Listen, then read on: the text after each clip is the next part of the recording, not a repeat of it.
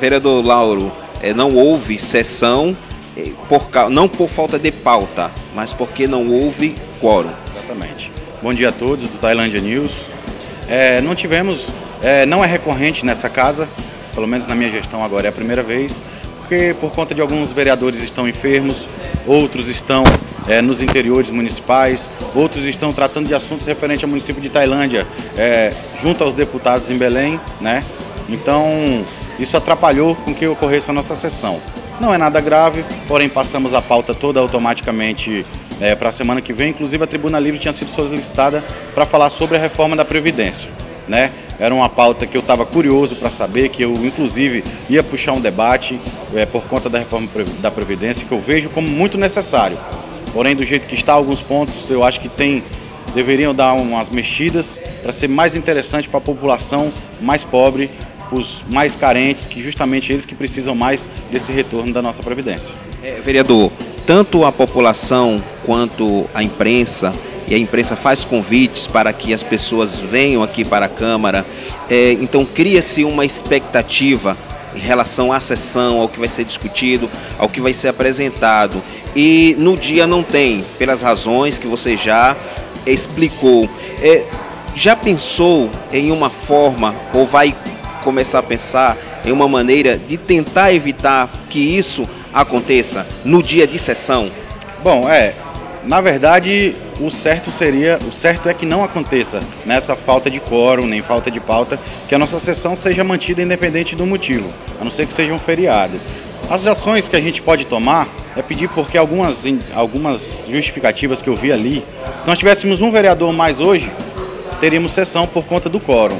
Não ocorreu porque alguns colocaram hoje de manhã que estão doentes, né? É uma coisa que a gente não consegue prever, na verdade. Saco os vereadores justamente que não seja em caso de doença, que, por exemplo, não viajem ou que não tenham nenhum tipo de imprevisto na quinta-feira, para nossa pauta não sofrer esse tipo de mudança que nem sofreu agora. E qual é a expectativa da Casa, da Câmara Municipal, em relação à paralisação nacional contra a reforma da Previdência do governo Jair Bolsonaro? Os sindicatos de Tailândia se organizaram, então sairão amanhã do ginásio Crombau às 8 horas, irão passar pelas principais avenidas aqui do nosso município e pretendem conversar, se reunir com os vereadores e com o prefeito, se caso ele estiver presente. Então, qual a expectativa, Lauro, para esse ato que vai ser nacional amanhã? É um ato totalmente democrático, totalmente válido e muito importante, porque quem está sofrendo direito, quem está achando que os seus direitos não estão sendo preservados. Então essa luta é legítima.